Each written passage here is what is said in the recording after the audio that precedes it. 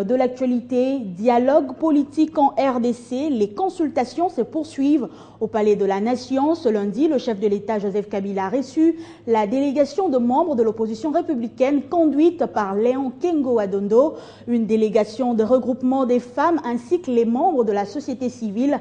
Retenez que lors de la première phase des consultations la semaine passée, le chef de l'État s'est entretenu notamment avec les représentants des confessions religieuses, le cardinal Mosengo Passigna, les chefs coutumiers et les deux anciens vice-présidents de la RDC, Azarias Rouberois et Arthur Zaidi Ngoma. Dans l'actualité également, le porte-parole du gouvernement congolais, Lambert Mende Omalanga, était ce lundi face à la presse. Il était question de recadrer les choses sur les questions de l'heure, notamment la situation sécuritaire dans l'est du pays ainsi que le dialogue politique envisagé par le chef de l'État. Décryptage du point de presse avec Gloria Mbouya.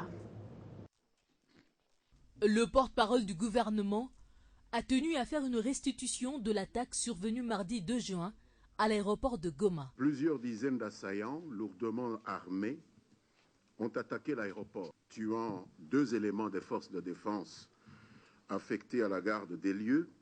Et lorsque les troupes régulières venues à la rescousse sont arrivées, ils ont trouvé les assaillants occupés à mutiler une de leurs victimes. Au cours de ces échanges de tirs qui ont suivi l'arrivée des troupes de renfort à l'aéroport de Goma, 4 assaillants ont été éliminés, 5 seront capturés et le reste de la bande a pris la fuite. Lambert Mende a précisé ici l'objectif poursuivi par ces malfrats sous la bénédiction de Kambale Malonga, commanditaire de l'assaut. Certains d'entre eux ont été recrutés par un certain Kambale Malonga à Nyamilima, en territoire de Rutshuru. Les terroristes qui ont été capturés à l'aéroport de Goma étaient tous des Congolais, ressortissants de la province du Nord Kivu. Ils ont déclaré avoir subi une formation au maniement des armes à feu et des armes blanches dans un maquis de la forêt de Mbaou où 2 gourous les auraient endoctrinés. La fin de leur formation était marquée généralement par une sorte de cérémonial ésotérique supposé les rendre invincibles et invulnérables. Un député provincial du Nord Kivu, du nom de M. Nkenda Kenda, aurait, selon la déposition de Kambale Malonga, pris l'engagement au cours de cette réunion de fournir des armes aux commandos qui devaient attaquer l'aéroport de Goma. Une promesse qu'il a tenue le jour même. Le ministre des Médias a par ailleurs indiqué que les services d'enquête sont déjà à pied d'œuvre afin de poursuivre ces fauteurs de troubles qui ne cessent d'inquiéter le Grand Nord. Kambale a été arrêté, de même que l'honorable Kenda Kenda, arrêté et poursuivi en procédure de flagrance. Plus d'une trentaine de suspects sont pour l'instant sous les verrous, après avoir été interpellés pour actes de terrorisme perpétrés aussi bien à Beni, à Rutshuru qu'à Goma. Les enquêteurs se sont transportés depuis le week-end dernier, sur injonction du gouvernement, à Beni et à Mbaou, afin de compléter leurs recherches à ce sujet. Et le gouvernement de la République est déterminé à traquer, jusqu'à leur dernier retranchement, tous ceux qui, de près ou de loin, se sont compromis dans cette ignoble criminalité que rien ne saurait justifier. À la question sur l'accusation faite à Lambert Mende par quelques élus du peuple ressortissants du Nord Kivu d'avoir impliqué toute la communauté nandé dans l'attaque de l'aéroport de Goma, le porte-parole du gouvernement répond. Je dément de la manière la plus catégorique cette accusation, qui est une fausse accusation. Jamais nous ne accepterons que l'on puisse rendre un groupe ethnique quelconque coupable d'un acte posé par un individu. Cependant, s'agissant des propos du sous-secrétaire américain à la démocratie et aux droits de l'homme, Tom Malinowski, qui stipulait que le dialogue républicain ne devait pas être un prétexte pour retarder les élections, une mise au point s'avérait importante. Il répétait une rengaine qui est ressassée régulièrement avec mauvaise foi par une opposition dont on ne sait plus quand il faut la croire ou pas. Parce que tout le monde sait que le président de la République démocratique du Congo n'a aucune compétence en matière de calendrier électoral, qui relève exclusivement de la Commission électorale nationale indépendante. Une position qui s'inscrit dans l'esprit de la déclaration du chef de l'État il y a quelques mois.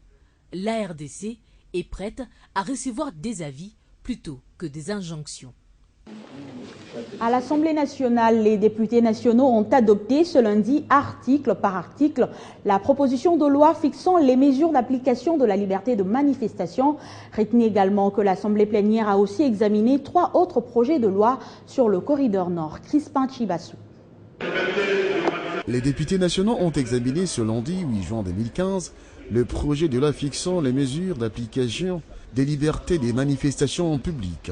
Et c'est après le débat général conduit par le président de l'Assemblée nationale, Aubin Minakou, sur le fond du rapport de la commission PAJ qui a reçu plusieurs dizaines d'amendements des élus du peuple concernant ces projets de loi. Toutes les propositions que nous avons faites visent à consolider l'état de droit, la démocratie, en permettant à nos concitoyens d'user normalement de leurs droits qui sont reconnus par la Constitution.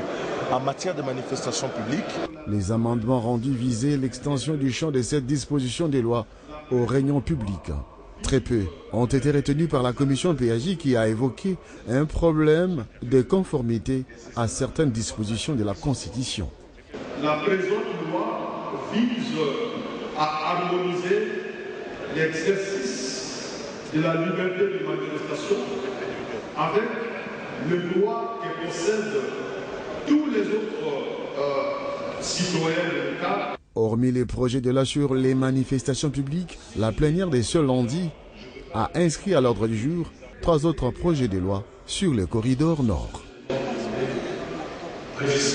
La situation sécuritaire en RDC est relativement calme sur toute l'étendue du pays et l'économie résiste face aux effets de la baisse de cours des principaux produits à l'exportation, notamment le cuivre, l'or et le pétrole. Ceci est le constat fait ce lundi matin par la Troïka stratégique présidée par le Premier ministre Matata Ponyo à l'hôtel du gouvernement. Suivez le compte rendu de cette réunion. Le Premier ministre a fait un exposé sur la situation politique du pays. La situation est relativement calme sur toute l'étendue du pays. Du point de vue de la situation économique au niveau international, il faut noter que les cours des principaux produits à l'exportation sont en baisse, qu'il s'agisse du cuivre, de l'or ou du pétrole. Il n'y a que le prix du cobalt qui reste stable. Et au niveau des finances publiques en interne, la situation est sous contrôle globalement. L'inflation est maîtrisée. En rythme annuel, il se situerait autour de 0,62%. Le taux de change, il est sous contrôle. La paye se fait normalement, la paye du mois de mai. Elle est terminée à Kinshasa et dans les territoires où Caritas couvre cette activité. L'objectif du taux de croissance de 10%, 10,3% en 2015 reste maintenu en dépit d'un relatif ralentissement de la production à fin mars de l'année en cours qui situerait le taux de croissance à 9,2% contre 9,5% réalisé en 2015. La Troïka a pris bonne note du rapport fait par les ministres des Finances sur la mission du FMI qui a séjourné à Kinshasa du 20 mai au 3 juin dans le cadre de consultations au titre de l'article 4 de cette organisation. Parlant jeunesse dans ce journal, le ministre congolais de la jeunesse et président de la Conféges est de retour au pays après un séjour à l'étranger. C'était dans le cadre d'une visite de travail qui entre dans l'optique de concertation francophone que l'OIF a initiée en marge de la commémoration de 20 ans de l'adoption du programme d'action mondiale pour la jeunesse qui s'est tenu sous l'égide des Nations Unies à New York. Sama Lukonde, qui a participé du 29 mai au 1er juin à ces concertations en sa double qualité, a plaidé pour une politique mondiale en faveur des jeunes afin de lutter contre une migration non productive. Arlette Boutella. Il revient d'un bref séjour aux États-Unis et en sa qualité de président de la conférence de ministres de la jeunesse et du sport des pays francophones, Samalou Kondé a fait le point sur le fonctionnement de cette conférence et des recommandations prises par les experts réunis à Kinshasa lors de la dernière session ordinaire tenue dans la capitale congolaise en mars dernier du haut de la tribune de la cérémonie de 20 ans de l'adoption du programme d'action mondiale pour la jeunesse. Il est important d'apporter ici nos contributions en vue d'une priorisation dans les actions communes à mener pour l'amélioration des conditions des jeunes. En effet, d'énormes efforts restent encore à faire, car face à une démographie mondiale des jeunes qui est sans cesse croissante, à la pauvreté, à la précarité, au manque d'accès à une éducation et des soins de santé décents, au manque d'emploi, nous avons en face de nous des vendeurs de rêves et d'illusions qui entraînent nos jeunes dans des embarcations de mort, des vendeurs de drogue ou encore des groupes armés à tendance terroriste. Et bien avant, c'était l'étape de Paris avec la secrétaire générale de l'OIF, Michael Jean.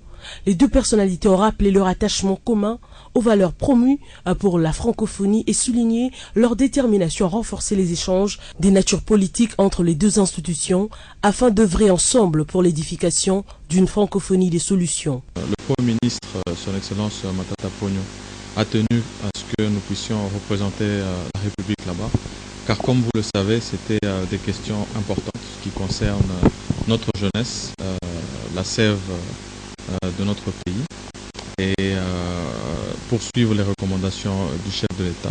Alors qu'il y a des nettes avancées en matière de jeunes, le retour de Samalou Kondé a été marqué par le débâcle de deux représentants de la RDC, V-Club et Sengabalende en Coupe de la Confédération de la CAF.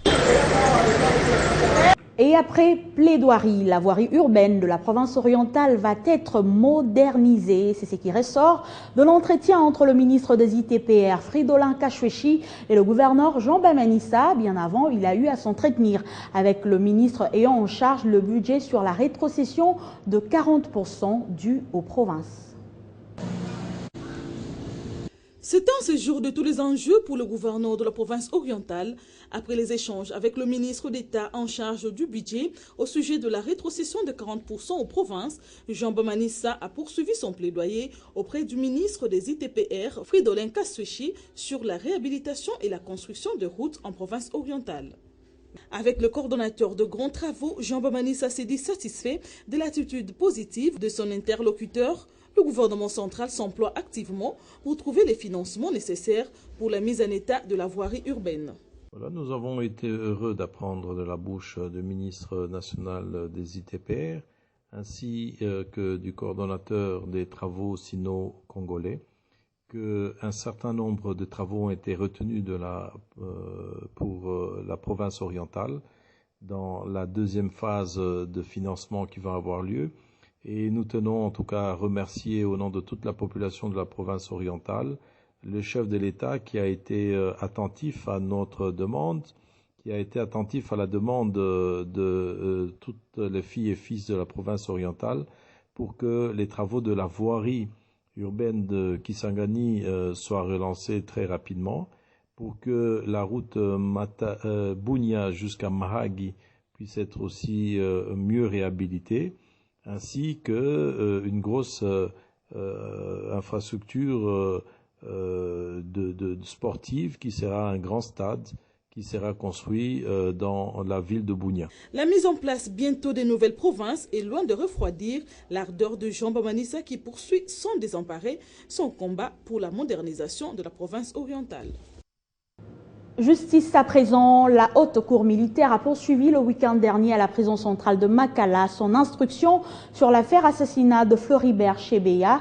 Elle a au cours de cette audience entendu le colonel Hélène Ilunga, chef de service du protocole de l'inspection générale de la police nationale congolaise, pour des éclairages sur la rencontre entre cet activiste de droits de l'homme et le général John Numbi.